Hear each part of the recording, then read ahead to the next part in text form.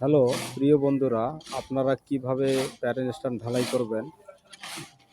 আপনার zero chip মানে ইটের যে জিরো চিপ আছে, এটা দিয়ে কাজ করলে দাম কেমন হবে আর পাথর দিয়ে কাজ করলে কাজটা কেমন হবে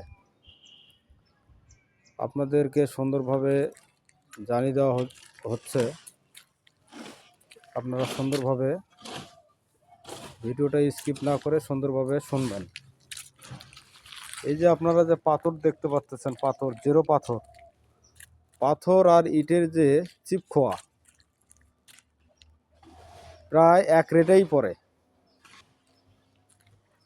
পাথরের ছিপটি পড়তেছে আপনার 120 টাকা,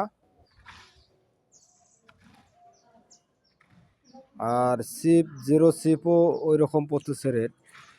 আপনাদের সবচেয়ে পাথর জিরো চিপ দিয়ে কাজ করবেন, পাথরের যে জিরো চিপটা আছে সেটা দিয়ে আপনারা কাজ করবেন। ছাদে ড্যাম আসবে না,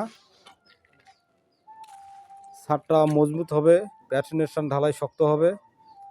আপনারা পাথর দিয়ে প্যাটিনেশন ঢালাই করতে পারেন, তাহলে মজবুত ও টেকসই হবে।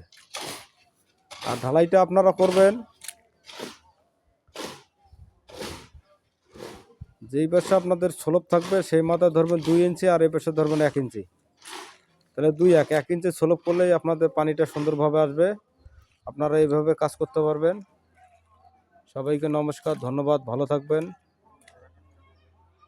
আর নিত্য নতুন ভিডিও দেখার জন্য সবসময় ফলো দিয়ে এবং চ্যানেলটি সাবস্ক্রাইব করে পাশে থাকবেন। সবাইকে ধন্যবাদ।